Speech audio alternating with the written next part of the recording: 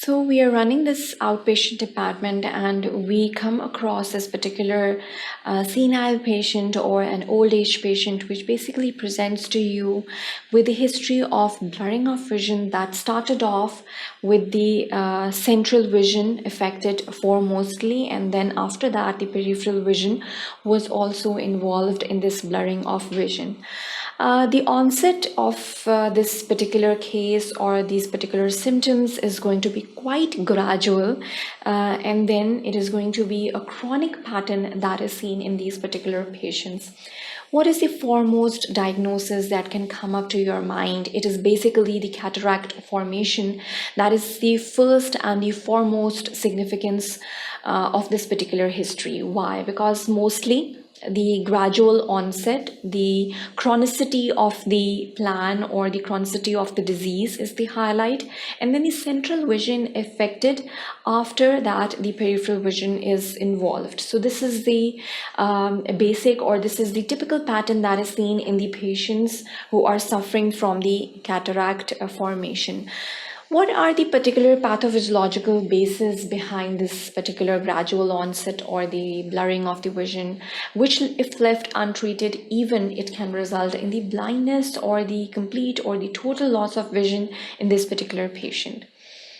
When we have looked at the different classifications or how we basically classify cataracts in different ways, it can be the morphological classification, depending upon the site which is involved, the site of the lens which is involved in this particular disease. The opacification, the site of the opacification is again very important over here.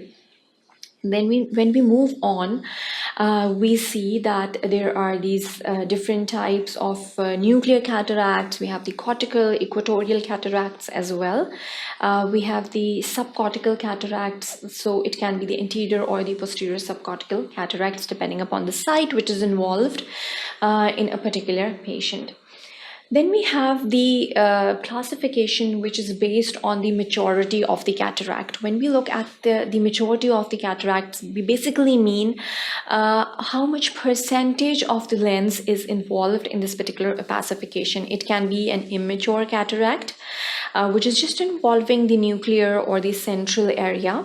It can be a mature cataract which is involving the nuclear as well as the cortical areas as well as the equatorial areas, and as well as it can be the hyper mature cataracts in which liquefaction has started off. And then finally we have the Morganian cataract, which is another variant in which the nucleus of the lens is basically subluxating deeply. So these are some of the kinds or some of the classifications that we clinically use just to document a particular patient. One should be aware of all of these terminologies because usually the patients would be giving you the history, the symptomatologies, and these particular signs. First of all, you should know how to diagnose patients with cataracts. And these clinical features, you should be well versed as a physician while you're dealing with these patients of cataract. What are the particular rules for diagnosing a cataract? What are the differential diagnoses that you have to keep in mind just to further investigate the case, and what are the particular presenting complaints that the patient would give you in this particular scenario of the cataract formation? How are you going to diagnose it? How are you going to investigate this particular case? And what are the particular clinical features for this cataract, which is basically the main crux of this section over here. First of all, we'll be discussing the particular history that we've already undergone, the particular presenting complaints, a typical picture of cataract. In which either the patient would be an old age person, he would be usually suffering from diabetes mellitus or some sort of syndrome that can again present or that can again be associated with the cataract formation.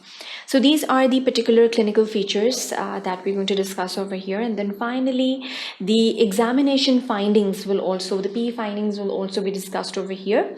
It can be a naked eye examination. It can be the examination which is carried out on a slit lamp.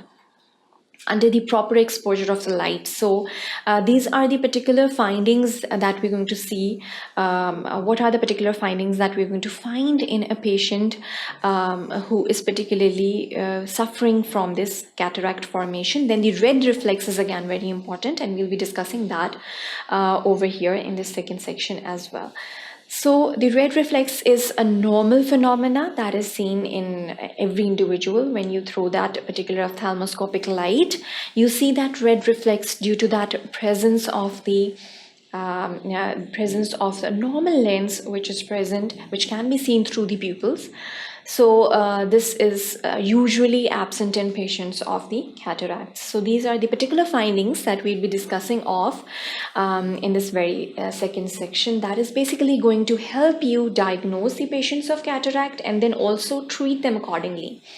Because it will be depending upon the maturity of the cataract, whether you're going to go for a surgical treatment and what sort of surgical treatment. There are different devices of surgical treatments that are present, ranging from which you can choose from. It can be the extracapsular cataract extraction. On the other hand, you have the newer methods, which is basically the phacoemulsification. So it's better that you diagnose cataracts in a proper way on an earlier stage, and you treat them accordingly through these newer techniques. That is basically the phacoemulsification, which is using the methods of lasers as well. So these clinical features, they are quite significant, and knowing them is very important over here. Ranging from the presenting complaints, we have a decreased visual acuity, which is the commonest complaint that the patient would give you. This is the commonest complaint, that the visual acuity has decreased. Now, what was the onset of this visual acuity decrease, the decrease in the visual acuity? Was it an acute onset, or whether it was a chronic onset of the decrease in the visual acuity? It's the point that has to be noted down to give a particular differential diagnosis, and then you will move on to the accurate or the distinctive diagnosis. The progressive and painless vision loss is the a particular complaint that the patient would give you, and worsens in the bright light. So usually the patient would give you a history that this visual acuity is lost, or his or her visual acuity is decreased, and it gets worsened in bright light. So the glare, the complaint of glare, that is basically the sensitivity towards the bright light, and the monocular diplopia, if the cataract splits the visual axis, is again the particular presenting complaints that the patient would give you on and off. The history is very important over here. As you can see, the cataract in the embryonic nucleus with the sutural appearance over here. This variant of the lamellar cataract affects only the outer layers of the embryonic nucleus, and seen here as a sutural cataract in this particular patient. The myopic shift in the refraction with progression of the cataract may also be noted over here. And then some complaints of a white reflex in the pupil. When you look at the past medical history, what are the particular systemic associations with it? First and foremostly, the age of the patient is very important. These patient particulars are very important. Usually, the cataract is associated with the female gender more commonly, but it is equally present in the men as well. And the age is very important. Usually, it's a senile disease. And then we have the associations with the diabetes mellitus or other kinds of syndromes, Down syndrome, for example. Reveal the risk factors for the development of it: trauma, inflammation, infections, systemic diseases, inflammatory diseases, or autoimmune diseases. All of these can result in the formation of the cataract. So these risk factors are to be evaluated when you are going through or investigating the past medical history. Trauma is very important. The intrauterine infections in cases of the infants is very important. The diabetes or the other metabolic disorders, they are also going to be ruled out when you are taking the past medical history in this particular patient. And moving on to the family history, obviously, genetics, they play a very important role in the formation of the cataract. So the cataract may have occurred in the other members of the families in the hereditary variants. So again, as the syndromes are genetically related, as the conditions, systemic conditions, for example, diabetes mellitus are genetically related, this is a disease which can be genetically related, related to the family history. So taking this family history, socioeconomic history, past history, whether it is the past medical or surgical history, which is going to reveal any sort of trauma in the recent past as well, is very important. Then moving on to the PE findings, the visual acuity is impaired for both distances. So whether it is the near distance or the accommodative distance, it is basically affecting both of the visions. In this particular case, the patient may even be blind. That is basically it can be the hand movements. The visual acuity is sometimes reduced to hand movements in cases of the mature cataracts, or it can be the finger counting. So this is the particular kind or the levels of the blindness that is usually observed in the cataract patients. The opacity in the lens is observed in this particular case. The ocular adnexia or intraocular structures are also examined for particular kind of abnormalities in the data basically regarding towards ocular formation. Intraocular pressure is sometimes even raised in these particular cases due to the angles are sometimes obliterated, and that is basically going to obstruct the meshwork, the trabecular meshwork that is present for the aqueous outflow. So if RAPD is positive, this indicates an optic nerve disease, or the extensive macular lesions are also sorted out in this particular case. Over here, the red reflex, in the normal cases, you observe this red reflex, the absence of the red reflex in the newborns, which means the absence of the reddish orange reflection of light from the retina during the ophthalmoscope. So this red reflex is basically reflection of light from the retina, and that can only be observed if the lens is completely transparent. If it is opaque, the retina would not reflect that particular reddish orange light, and it could indicate the cataract or leukocoria.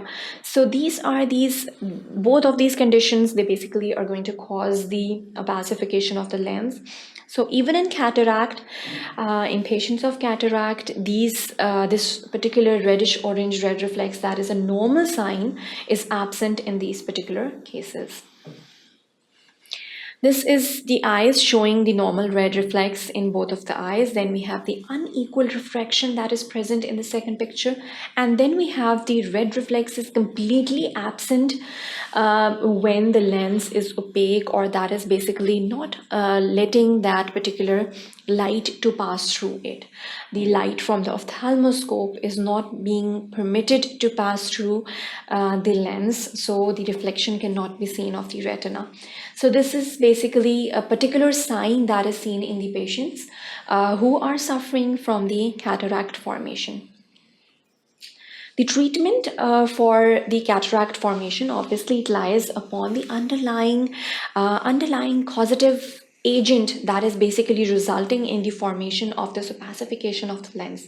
If it is the disease itself, for example, diabetes mellitus, then we have to treat the underlying cause as well. Now, particularly the cataract, how it is treated, obviously glasses can sometimes be used. We have the better lighting systems that can be generated for these particular patients, but obviously the problem of glare would again be noted down for these patients. Then surgery is the last option that is usually done. A lot of researches are being carried out for the topical applications of some eye drops. For example, L-carnosine is one of the research drug that is used these days, and it is basically used if self-resorption of the cataract can be resulted after the topical application of this drug or not. But it is again a topic of debate whether they are really functional or not. Surgery is the last day over here. There are different sorts of surgeries that can be used as a treatment options over here, ranging from the intracapsular cataract extraction, which is obsolete these days. Now we have the extracapsular cataract extractions, which can be used depending upon the indications in a particular patient. And then we have the newer techniques, that is basically the phacoemulsification. Now what is basically happening is we cut out those opacified portions of the lens, and they are sucked out through the phacoprobe. And this is the basic idea or the basic theory behind this phacoemulsification technique that is being used these days. And lasers are also equipped during this process of phacoemulsification, and it's quite a minor surgery. Patients usually recover within a day, and the results are amazing in these techniques of the phacoemulsification.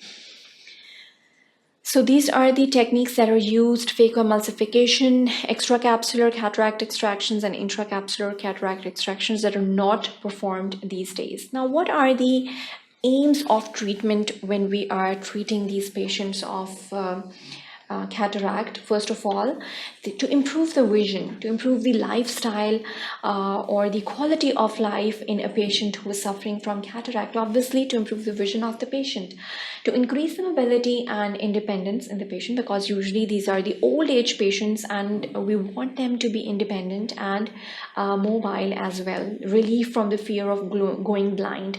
So these are the aims of treatments due to which we perform these surgeries. The indications for these surgeries can be the work or the lifestyle is affected. If the lifestyle is affected to a level where only the vision is basically reduced to hand movement or finger counting, then only we are going to perform the surgeries in these patients. The glare is caused by the bright light, and it cannot pass a vision test. Having double vision, notice a big difference in the vision as well. Have another vision threatening eye disease. So if it is a precious eye, for example, the only eye the patient had, then the vision or the person is suffering from any other eye-threatening diseases.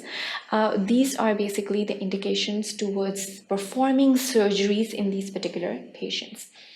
So over here in this section, we just focused on the particular clinical picture that the patient would present when he or she is suffering from the cataract formation. Obviously, it is going to be the blurring of the vision or the decrease in the visual acuity.